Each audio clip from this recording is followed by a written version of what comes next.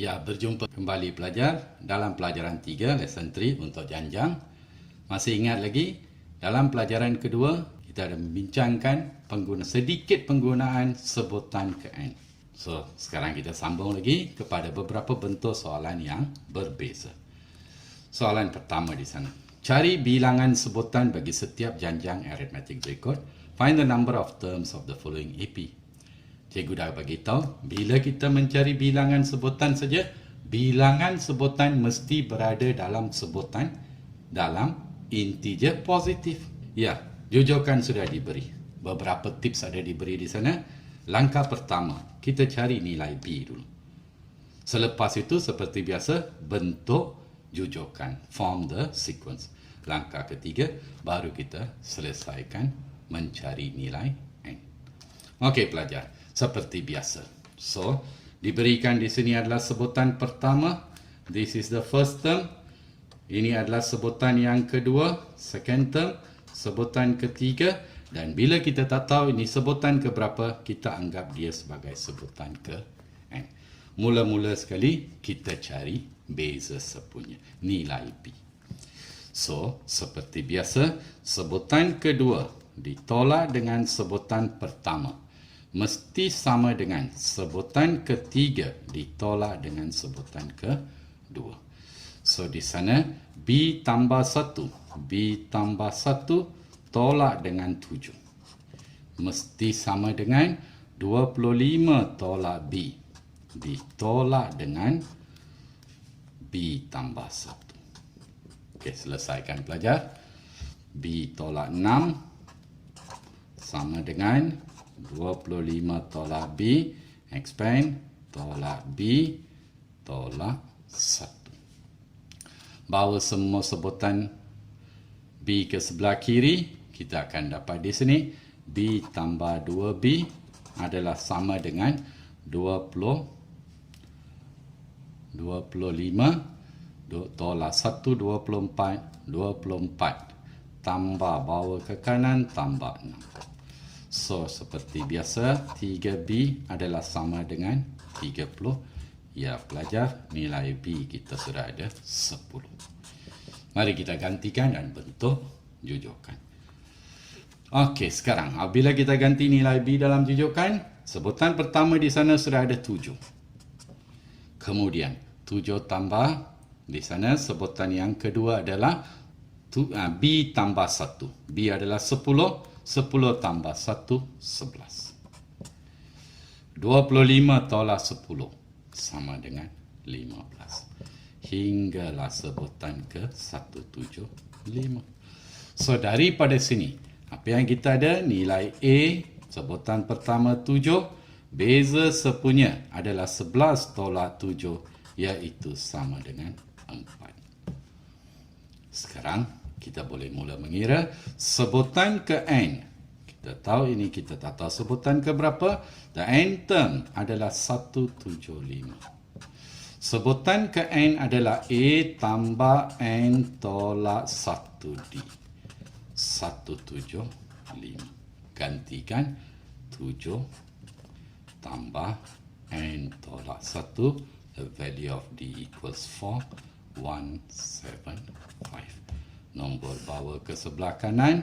Sebelah kiri tinggal 4 darab N tolak 1 equals 175 tolak dengan 7. So, kita dapat 168. Bawa ke kanan bahagi. 168 dibahagi 4. So, N tolak 1 sama dengan 42. Bawa negatif 1 ke kanan, tambahkan nilai N adalah sama dengan 43. Boleh faham pelajar? Simple saja kan? Kita ke soalan berikutnya. Okey pelajar, kalau kita tengok di sana. Untuk mencari bilangan sebutan. Tengok soalan yang diberi di sana. Semua nombor genap di antara 20 dan 200. Jujukan tidak diberi di sini, artinya kita kena bentuk jujukan sendiri. All even numbers between 20 and 200. So the sequence are not here, so what we do, we have to form the sequence. Okey pelajar, ini satu tips yang penting sentiasa ingat, iaitu kalau ada perkataan di antara dan, between and, ini berarti tidak termasuk X dan Y. Does not include X dan Y. Tapi ingat, kalau dari X hingga Y, dari X hingga Y, from X to Y, termasuk kedua-duanya sekiranya mengikut syarat yang diberi. So include both of these X and Y if in order with the condition given. Fahamkan betul-betul pelajar? Sekarang kita bentuk. Semua nombor di antara 20 dan 200. So, di antara berarti tidak termasuk 20, tidak termasuk 200. Okey pelajar, sekarang kita bentuk. Yes, dia kata 20.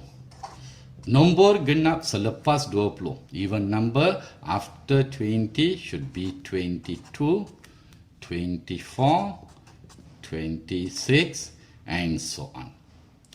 Sehingga dia kata di sana 200.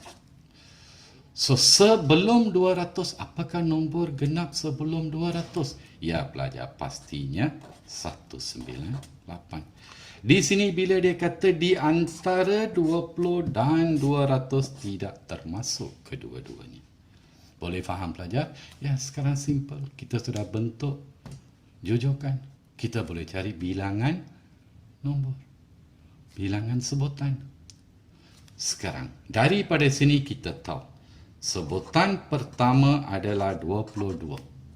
Dan beza sepunya, pelajar sudah tahu 24 tolak 22, 2.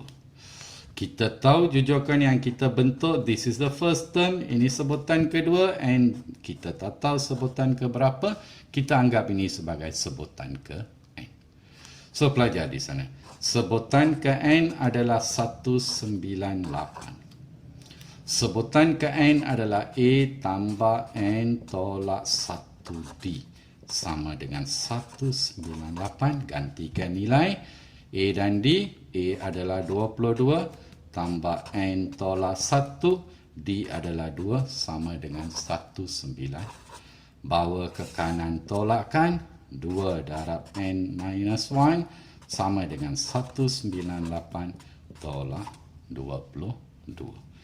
So, 2 n tolak 1 sama dengan, bila tolak, kita dapat 176. 2 ini darab, bring over, divide, n minus 1 equal 176 over 2. N minus 1 equals 88, bawa ke kanan, n sama dengan 89. Jelas pelajar? Pastikan boleh faham? Bagus.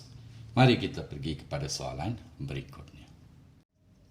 Baik pelajar, mari kita pergi kepada soalan nombor 2. Cari sebutan pertama dan beza sepunya bagi janjang aritmetik. Find the first term and the common difference for the following arithmetic progression below. Diberi di sana sebutan kelima ialah 35 dan sebutan ke-10 ialah 95. Mari kita lihat tips yang diberi di sana. Bila mencari dua nilai atau pemalar, selesaikan secara persamaan serentak. When to find two values or constant, solve it simultaneously. Tak kisahlah pelajar suka selesaikan kaedah penggantian ataupun kaedah penghapusan. Diberi sebutan kelima ialah 35. Dan sebutan ke-10, diberikan sebutan ke-10 ialah 95. Seperti mana yang diketahui, sebutan kelima adalah A tambah 5 tolak 1, 4D. Sama dengan 35. So, ini anggap sebagai persamaan pertama. Sebutan ke-10 adalah A tambah 10 tolak 1, 9D. Sama dengan 95. Ini anggap sebagai persamaan kedua. Okey, sekarang persamaan kedua ditolak dengan persamaan pertama. A tambah 9D sama dengan 95 ditolak dengan persamaan pertama A plus 4D equals 35. Selesaikan pelajar. A tolak A terhapus. 9 tolak 4, 5D. 5D sama dengan 60.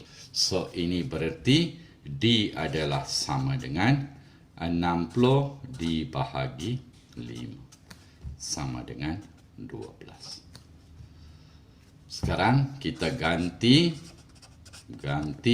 atau substitute D sama dengan 12 dalam mana-mana satu persamaan.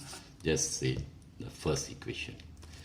So, first equation, A plus 4D sama dengan 35.